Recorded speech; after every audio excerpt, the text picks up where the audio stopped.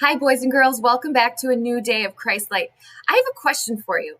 Do you think you're brave? What do you think makes somebody brave or courageous?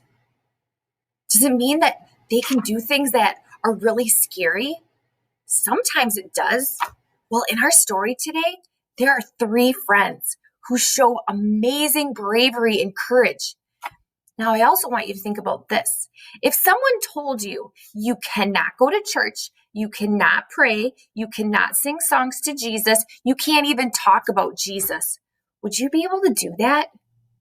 Well, in our story, that's exactly what happened.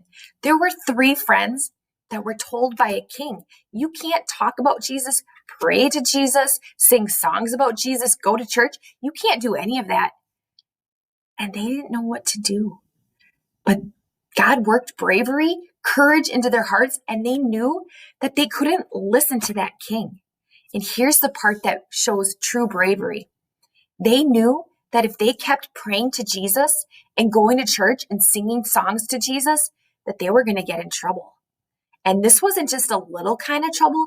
This was a big amount of trouble. They were going to get thrown into a big, hot, raging furnace.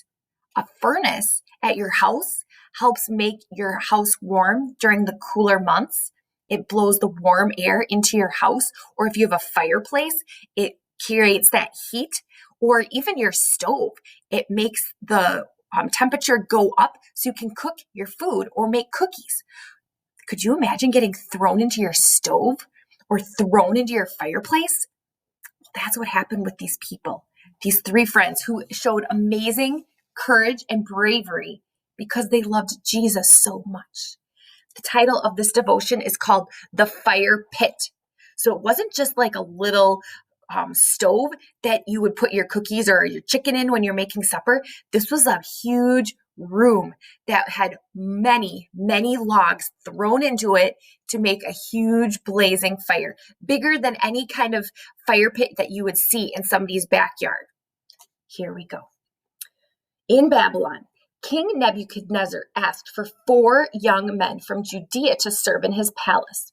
Daniel and his 3 friends were chosen. They studied hard to learn the king's language, and God helped them. King Nebuchadnezzar had a huge gold statue made. He ordered everyone in Babylon to bow down and worship the statue, to worship him. He said, you can't say any of your prayers to God. You need to say your prayers to me. King Nebuchadnezzar was just a person, just like you and me. He was not anything special, but he wanted people to treat him like a god. So that's why he made that statue. Anyone who does not bow down to this statue will be thrown into the fire pit, the king said. Daniel's 3 friends would not bow down and worship the golden statue. They loved Jesus more than anything, more than their families, more than their jobs, more than the king that they had to work for. They knew they couldn't follow that rule. When the king found out, he was very angry. He called for Shadrach, Meshach, and Abednego. Those are the names of the 3 men who did not listen to this order. Why won't you worship my statue? The king asked. They answered, we worship only God. So the king had them thrown into the fire pit. When the king looked into the pit, he saw 4 men instead of 3. They were walking around in the fire and they were not burned. The 4th man looks like the son of the gods, the king said. Praise the God of Shadrach, Meshach, and Abednego. He has saved them from the fire. If you had to make a guess, who do you think this 4th person was in the fire pit with them? It wasn't any of their friends on the outside of this fire pit. It was Jesus. Jesus came down from heaven and he walked with them and he protected them and he kept them safe. The Bible tells us in some other verses that when they got out of the fire pit, they didn't even smell like smoke and fire. Their clothes was not burned up. Their hair was not burned up. They were not singed. They had no burns on their skin. It was like they had never even been in there. God protected them.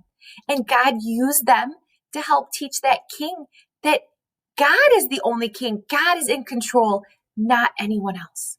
Let's say a prayer. You can repeat after me. Ready? Dear Jesus, thank you for watching over me. Thank you for watching over me. You keep me safe. Even when I don't know it. Help me be brave. And stand up for you. I love you, Jesus. Amen. Great job. Thank you for praying with me today. I hope you have a great day. I will see you soon.